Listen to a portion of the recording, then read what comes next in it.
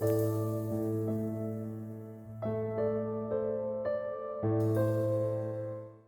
aí pessoal, tudo bem? Hoje vamos falar um pouco sobre a questão das inteligências artificiais. Para quem não sabe, há mais de 15 anos eu pesquiso sobre neurociência e como essa neurociência pode ser aplicada diretamente na questão das aulas, do processo educacional. Sabemos que muitas das licenciaturas ainda estudam Vygotsky, Piaget, mas nós sabemos que a neurociência deu um avanço muito grande desde a década de 90 e hoje nós temos vários estudos que comprovam muitas coisas que Vygotsky e o próprio Piaget comentaram, mas elas dão um passo a mais, elas mostram uma outra questão. E paralelo a isso, nós pesquisamos também a área da tecnologia. Então nós tentamos entender como é que essas tecnologias, com a visão da neurociência, podem ser aplicadas. Outra teoria que nós pesquisamos bastante são as tecnologias.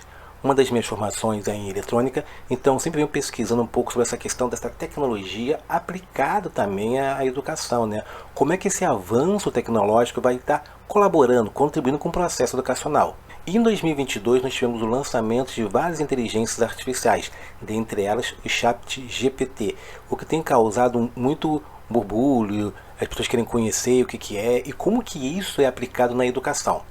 Vou fazer uma série de vídeos mostrando como é que esse chat GPT e outras inteligências artificiais podem ser usadas e estão sendo usadas dentro do sistema educacional. Neste primeiro vídeo é só uma introdução para a gente poder conhecer o que é essas inteligências artificiais e como elas funcionam. Os outros vídeos vão ser específicos para as áreas ligadas à educação e o seu potencial também para o professor, ok?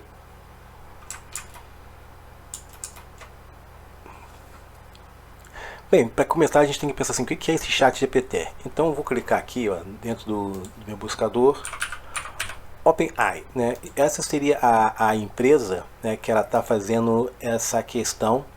E o que é esse chat GPT? Então o chat GPT foi a criação dessa empresa, OpenAI, e ele foi criado, lançado em novembro de 2022, ou seja, há pouco tempo. Estou aqui gravando em fevereiro de 2023. E em apenas 2 meses, essa empresa conseguiu 100 milhões de usuários. Ou seja, muita gente utilizando, querendo conhecer o que é esse chat GPT, o que é essa inteligência artificial. Tá? Só para vocês terem uma ideia, o segundo colocado conseguiu 100 milhões em 5 meses. Ela conseguiu em 2 meses. Então, se você, professor, não sabe o que é o chat GPT, não conhece essa nova geração da inteligência artificial, pode ter certeza, o seu aluno conhece. Eu conversei com alguns jovens que já conversaram comigo que estão usando o chat GPT. Então, ele já está dentro da escola. Talvez a discussão não é se a gente deve proibir ou não ele dentro da escola. Eu acho que o debate é como podemos aliar o chat GPT dentro do processo educacional. A escola tentou tirar o Google, quando ele foi lançado em 98, não deu certo. Depois em 2005, quando foi lançado o YouTube, também tentaram tirar o YouTube de cena, não deu muito certo. Teve a pandemia, nós vimos como é importante as tecnologias, principalmente o vídeo, essa tecnologia audiovisual dentro do processo educacional. E agora, em 22 e agora em 23, que eu uso mais prático, essas inteligências artificiais. Então a escola, eu acho que ela não deve dar as costas e fingir que nada está acontecendo. Pelo contrário, tem que pegar o chat GPT, as inteligências artificiais, colocar dentro da escola e discutir o que ela é, como utilizar. E os perigos dela, não o perigo que vai dominar o mundo, mas o perigo no sentido de que ela também erra. Isso que a gente vai ver. Porque ela tem parâmetros para funcionar e esses dados vêm de algum lugar. Então esse é o problema, Quem dá esses dados? Veja, quando eu pergunto uma coisa para esse chat, ele me responde com que base, que dados? Alguém alimentou esses dados. E isso que é o problema, a gente tem um discurso único. E isso que a universidade e o processo educacional tem que debater na escola. Ele pode ser um aliado para o processo educacional, mas ele não tem a única verdade, o único ponto de vista, ok? Bem, eu estou aqui, então voltando aqui, está aqui a empresa, está aqui o canal deles, eu vou deixar na descrição aqui para você, e aqui o chat, clico aqui em cima, entra no chat, ok? Você pode fazer o login ou você pode fazer uma assinatura. Vamos tentar fazer a assinatura, O que ele vai me pedir? Para eu criar uma conta, como eu já tenho uma conta no Google aqui, eu achei mais fácil fazer por aqui, ok? Então eu vou fazer aqui bem rapidinho, do meu e-mail, tá? Depois que eu faço, ele já entra direto aqui naquele chat GPT, e aqui ele dá algumas questões que ele pode trabalhar, alguns exemplos, fala de algumas limitações, né? E eu posso aqui literalmente, né, dialogar com ele, né? Posso falar: oi, quem é você? Né? E ele vai respondendo, ele responde em português, né, de modo bem tranquilo. Ele vai respondendo lá um pouco quem é ele e tudo mais, explicando todas as ações. E aí você pode parecer que é uma coisa que, sim, que não tem muito interesse. Ah, tá, é o Google da vida? Sim e não. Você quer ver só? Você pensa?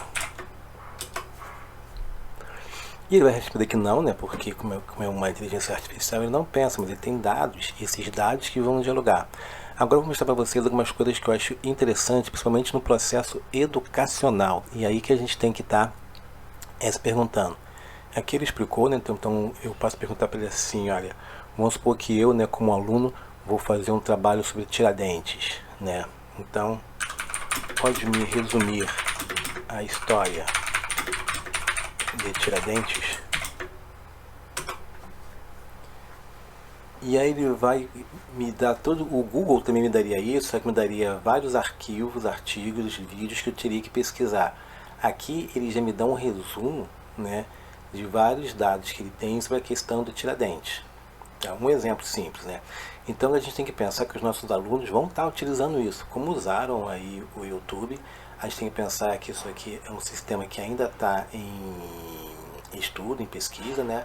Então, acho que daqui a pouco ele já vai estar também comentando, falando, dialogando, e a gente tem que pensar em várias aplicações para isso aqui. Então, esse resumo aqui, né, não vou ler, que eu acho que não é necessário ler, mas vocês estão vendo, um aluno poderia muito bem organizar isso aqui, né? Outra coisa, você me ajuda a fazer uma redação?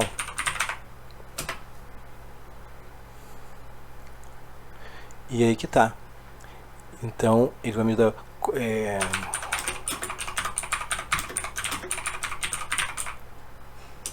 Então a gente fica pensando, né, nessa questão também educacional, não só na questão do processo educacional, mas também na graduação e na pós-graduação. Os artigos que os alunos fazem, né, o criar um TCC. Então ele pode me ajudar nessa questão toda. Então, isso que a gente tem que pensar. Ah, ele é livre de plágio? Por um lado, sim, porque o que ele mesmo diz é que ele escreve é inédito. Eu já perguntei algumas coisas para ele, pedi alguns textos, pesquisei o texto, não achei o texto, mas ele também erra, né? Então isso que a gente vai tentar ver e analisar. Bem, pessoal, então vocês estão vendo aqui, um aluno pode pedir para ele uma aula, né, sobre uma redação, e ele está aqui explicando como escrever uma redação. Então, só para a gente ver que dentro da questão educacional, ele é muito grande, né? O potencial dele, né? Uma coisa que os professores muito fazem, ó, plano de aula. Plano de aula de português, quinta série, pode criar um. E aí ele vai me ajudar também a criar um plano de aula. Claro, aqui não foi específico, não botei qual é a disciplina, não coloquei qual seria o conteúdo específico. Ele já criou ali o tema, tipo de frases. E vai me criar lá todo um plano de aula que eu posso estar utilizando, né? Não foi muito específico, mas ele mesmo já escolheu um ali e foi colocando ali um plano de aula que eu devo fazer. Eu posso dar um texto para ele, pedir para ele reescrever esse texto. Então acho que essa é a questão principal, né? Ele reescreve, ele, quando ele está reescrevendo, a gente pode pensar que como se fosse um revisor que estaria reescrevendo meu texto. E ajuda muito, né? Já que ele trabalha principalmente a questão de linguagem, mas também nessa questão de pesquisa. Então aqui está um plano de aula onde ele me dá passo a passo o que eu devo estar fazendo, os recursos que eu preciso, o desenvolvimento. Então é isso que eu vou aprofundar nos próximos, tá? E você já tem algumas inteligências artificiais, como a réplica, por exemplo, que trabalha justamente como se fosse um amigo virtual, né? Você conversa com ela, alimenta os dados e ela vai vendo como você pensa, como você se organiza, e ela conversa com você. Ela pergunta para você como é que foi o seu dia, ela dialoga com você. Esse réplica ainda no momento ainda só está em inglês, né? Se eu perguntar aqui pro chat GPT se ele está bem, ele não vai me responder. Mas já tem uma outra versão que ele já me responde. Então, um exemplo. Então perceba que a todo momento ele mesmo está me falando que, olha, eu sou uma máquina, eu sou uma máquina, eu sou uma máquina. Mas Ele tem uma outra versão do ChatGPT que eu pergunto para ele a mesma coisa, você está bem? Ele fala assim, eu estou ótimo, e você?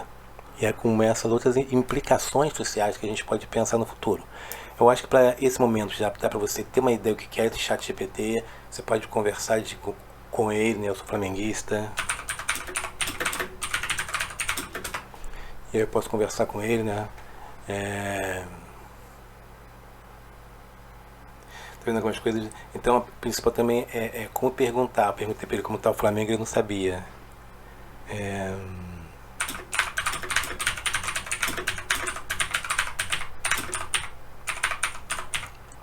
Outra coisa interessante, né, que eu esqueci de falar, aqui eu perguntei sobre o time do Flamengo no Campeonato Carioca. Ele só tem dados até 2021. Ele não tem dados, ou seja, ele trabalha com parâmetros, né? E os parâmetros que foram dados para ele, os bancos de dados, é até 2021. Então as coisas, ele parou de pensar. Então as coisas mais atuais ele não tem. Então essa seria uma das limitações que o ChatGPT tem, tá? Tem várias ações que ele pode fazer que não precisa desses dados atuais. Não sei se nas novas versões ele vai estar atualizado com esses dados, né? Que ele teria que usar os dados do Google ou de outro buscador. Aqui são os dados que ele levantou até aquele momento.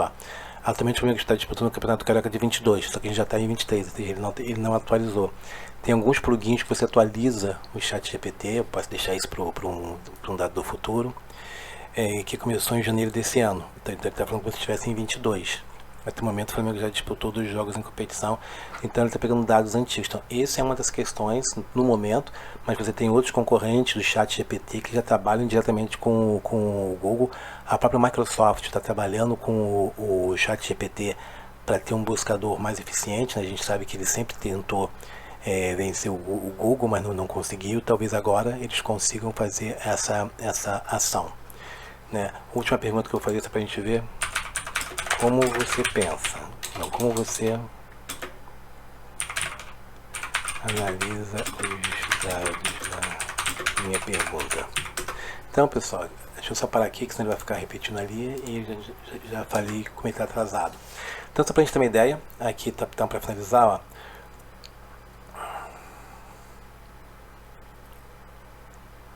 Então ele está falando aqui como é que ele conseguiu essas informações, mas ele trabalha com parâmetro, né? Pergunta para ele o que são parâmetros.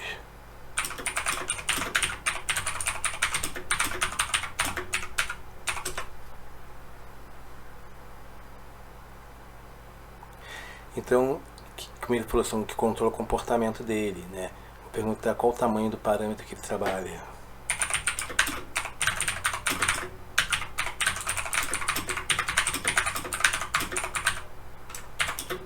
E é interessante que mesmo que eu erre aqui, ele consegue entender e consegue me responder, tá? Aqui ele explica um pouco dos parâmetros dele, como funcionam.